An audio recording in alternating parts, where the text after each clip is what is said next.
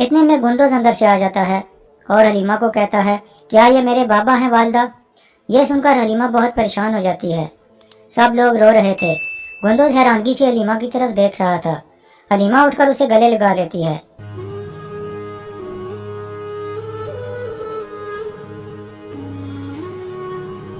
ترگت بھی حیران پریشان کھڑا تھا اور بامسی سے پوچھتا ہے یہ کون ہے بامسی؟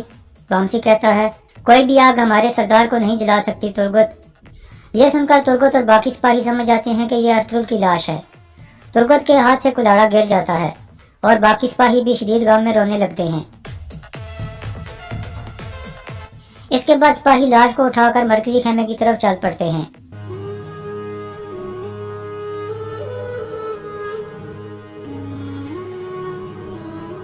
اس کے بعد رات کا وقت ہو جاتا ہے۔ کارا جیسر قلعے میں ارطغرل کی موت کی خوشی میں ایک جشن منایا جا رہا تھا۔ لوگ ناچ رہے تھے اور مسلسل شراب پی رہے تھے۔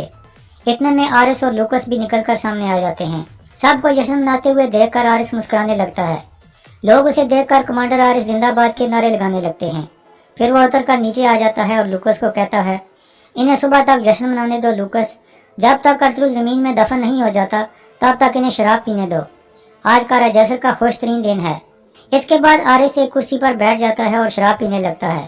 اتنے میں ایک سپاہی آ کر کہتا ہے جناب یہ تاجر سمکو ہے، ان کو میں نکایا سے جانتا ہوں، یہ بہت مشہور تاجر ہیں، یہ آپ سے ملنے کا شرف حاصل کرنا چاہتے ہیں۔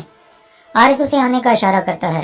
تاجر سمکو جھک کر اسے آداب کرتا ہے اور پھر کہتا ہے میں نے سنا ہے کہ آپ نے خوبصورت غلاموں کو اس جشن میں شرکت کرنے کی اجازت دی ہے، اس لیے میں بھی یہاں اپنے خوبصورت غلاموں کے ساتھ آ گیا ہوں۔ آرس پوچھتا ہے تم مجھ سے کیوں ملنا چاہتے تھے؟ سمکو کہتا ہے میں یہاں تجارت شروع کرنا چاہتا ہوں، لیکن یہ کرنے کے لیے مجھے آپ جیسے طاقتور گورنر سے ملنا ضروری تھا۔ آرس کہتا ہے تم کافی عقل مند تاجر لگتے ہو۔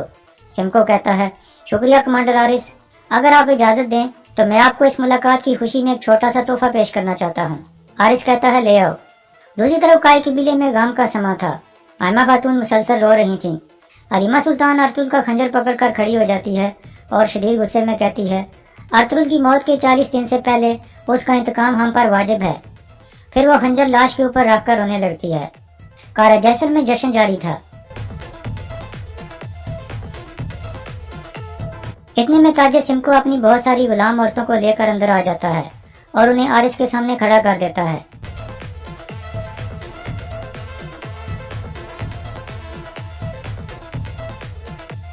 آرس انہیں غور سے دیکھنے لگتا ہے اور پھر کھڑا ہو کر ان کے قریب آ جاتا ہے اور تاجر کو کہتا ہے تمہارے غلاموں کو دیکھ کر لگتا ہے کہ تم ایک بڑے اور اچھے تاجر ہو۔ پھر سمکو ان میں سے ایک لڑکی کو پکڑ کر آگے لے آتا ہے جو بہت خوبصورت تھی۔ تاجر کہتا ہے اس خوبصورت لڑکی کا نام ماریا ہے، ہم اسے جل پری کہتے ہیں، یہ بہت معصوم ہے اور پھول کی طرح کھلی ہوئی ہے۔ آرس اسے غور سے دیکھنے لگتا ہے اور کہتا ہے یہ بہت خوبصورت ہے۔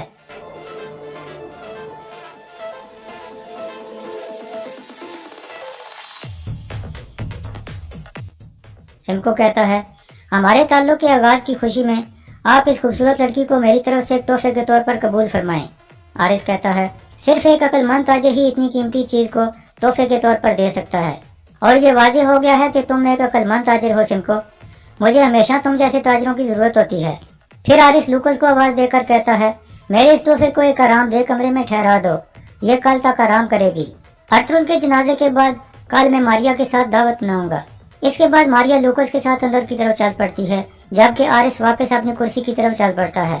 تاجر سمکو باقی غلام عورتوں کو لے کر باہر نکل جاتا ہے۔ کائی قبیلے میں ارطغرل کے ساتھی شفا خیمے میں موجود تھے اور شدید غم اور غصے میں تڑپ رہے تھے۔ حکیم ارطغرل بے ہوشی کی حالت میں پڑا تھا۔ بامسی کہتا ہے وہ ہمارے سردار کو کیسے جلا سکتے ہیں؟ پھر باقی سپاہی کہتے ہیں اب ہم ارطغرل صاحب کا انتقام لیں گے۔ ترگت کہتا ہے اب ارطغرل صاحب کے انتقام کے علاوہ کچھ اور سوچنا حرام ہے۔ ارطغرل صاحب کو دفنانے کے بعد ہم اپنی زندگیوں کی پرواہ کیے بغیر موت کا سامنا کریں گے اور انتقام لیں گے۔ یہ انتقام ہمارے اوپر، ہمارے سردار اور ہمارے قبیلے کا قرض ہے۔ دوسری طرف مرکزی خیمے میں گندوز بھاگتا ہوا لاش کی طرف بڑھتا ہے۔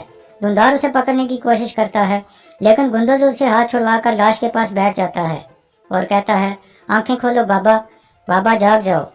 یہ دیکھ کر سب رونے لگتے ہیں۔ پھر آئمہ خاتون اسے پکڑ لیتی ہیں اور دلاسا دیتی ہیں۔ اس کے بعد اگلا دن شروع ہو جاتا ہے۔ کائی قبیلے کے لوگ مرکزی خیمے کے باہر کھڑے تھے۔ سعد الدین بھی وہاں پہنچ چکا تھا۔ अरतुल के घर वाले अंदर जनाजे के पास बैठे थे। आयमा खातून उसके ऊपर एक तीर कमान रखते हुए कहती हैं, इस तीर कमान ने पूरी दुनिया में हुक्मरानी की होती, लेकिन अब ये जनाजे की अलामत बन गई है। बाहर तुर्गत और उसके साथी भी पहुंच जाते हैं। सादुद्दीन तुर्गत से अफसोस करता है। तुर्गत हल्का सा सारा लाकर आगे बढ़ जाता है और सब अंदर मरकजी खेमे में पहुंच जाते हैं और फातिहा ख्वानी करने लगते हैं। इसके बाद वो जनाजे को उठाने के लिए खड़े हो जाते हैं। हलीमा सुल्तान फूल फूल कर रोने लगती है। गुंदुज तुर्गत के सामने खड़ा हो जाता है।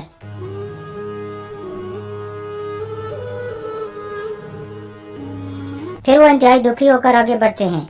आयमा खातून हलीमा को दिलासा देने लगती हैं। इसके बाद वो जनाजे को उठा लेते हैं और बाहर की तरफ चल पड़ते हैं। इस दौरान जनाजे के ऊपर से अरतुल का खंजर नीचे गिर जाता है। तुर्गत और उसके साथी जनाजे को उठाकर बाहर निकल जाते हैं।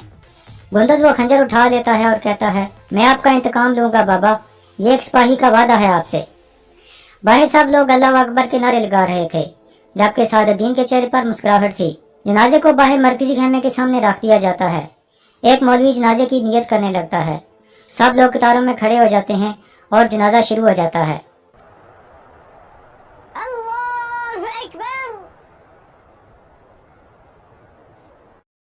जैसे ही जनाजा खत्म होता है, एक तरफ से आरिस भी अपने सिपाहियों के साथ वहां पहुंच जाता है।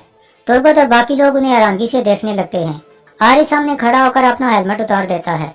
तुर्गत जनाजे के पास खड़ा होकर पुरजोश अंदाज में कहता है, अरतुल साहब, मैं कसम खाता हूँ, अगर हम आपका इंतकाम ना ले सके तो हमारी तलवार टूट जाए और हमारे खून में डूब जाए। फिर ये अल्फाज बाकी सब सिपाही भी बार बार दोहराते हैं और अरतुल के इंतकाम का अहद करते हैं। इसके बाद आरिस लाश के सामने झुककर बैठ जाता है और उनके सामने गम का ड्रामा करता है।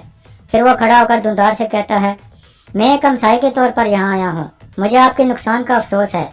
अरतुल साहब एक बहादुर जंगजू थे और एक शानदार कमांडर थे। हम सबको इसका बहुत अफसोस है। मैं आपको बताना चाहता हूँ कि मैं हमेशा आपके साथ हूँ।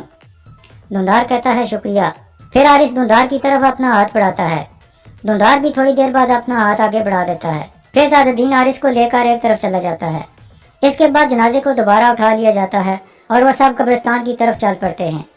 आरिस सादुद्दीन को कहता है, अरतुल की मौत के बाद मुझे उम्मीद है कि सल्जूक रियासत अब सियासत को तरजीह देगी और तनाव कुछ कम होगा। सादुद्दीन कहता है, इस इलाके की सियासत मेरे हाथ में है, तुम बिल्कुल परेशान मत हो।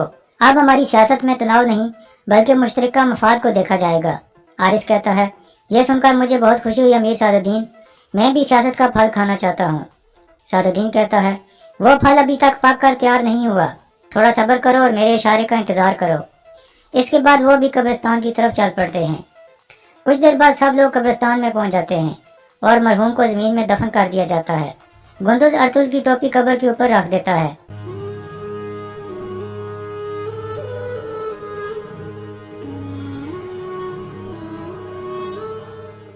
आरिस भी खड़ा ये सब कुछ देख रहा था।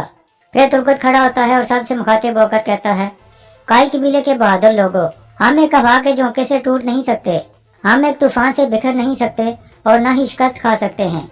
हमारे गम और खुशी इसी जमीन के साथ जुड़े हैं और हमारा एक मकसद है। जो कोई भी अरतुल साहब पर यकीन करता है और उनकी कीमत जानता है, वह जान ले कि अरतुल साहब इस मकसद के लिए शहीद हुए हैं। और जो कोई भी अल्लाह पर यकीन रखता है, वह जान ले कि ये मकसद क़यामत के दिन तक जारी रहेगा।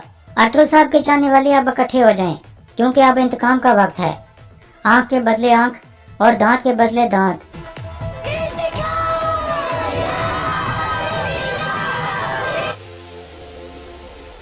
इसके बाद एक मंजर सामने आता है। काई कबीले के मरकजी खेमे में एक बच्चा पड़ा होता है। इतने में अरतुल अंदर दाखिल होता है। अरतुल उस बच्चे को देखकर मुस्कुराने लगता है और फिर उसे उठाने के लिए नीचे होता है। इतने में चारों तरफ बहुत से लोग अपने झंडे उठाए खड़े होते हैं। अरतुल उनको हैरानगी से देखने लगता है और फिर पूछता है, आप कौन हैं? एक आदमी आगे आकर कहता है, हम ओगज खानदान के बुजुर्ग कबीले से हैं। आपको मुबारक हो अरतुल साहब, यह चमकता हुआ बच्चा आपका बेटा उस्मान है। यह सुनकर अरतुल मुस्कुराने लगता है। वो आदमी बच्चे के पास कुरान पाक रखकर पीछे चला जाता है। फिर दूसरा आदमी आगे आकर अपना तारुफ कराता है और बच्चे के पास एक तीर कमान रखकर पीछे हो जाता है। अरतुल नीचे होकर बच्चे को उठाने लगता है तो वहाँ खड़े लोग तब्दील हो जाते हैं। एक आदमी कहता है, हम ओगज खानदान के उजब कबीले से हैं। आपको मुबारक हो अरतुल साहब, यह चमकता हुआ बच्चा आपका बेटा उस्मान है। फिर वो आदमी एक तलवार उस बच्चे के पास रख देता है। फिर एक और आदमी आगे आकर कहता है, अरतुल साहब, आपका बेटा जो फतवात लेकर आएगा वो आपके हाथ में है।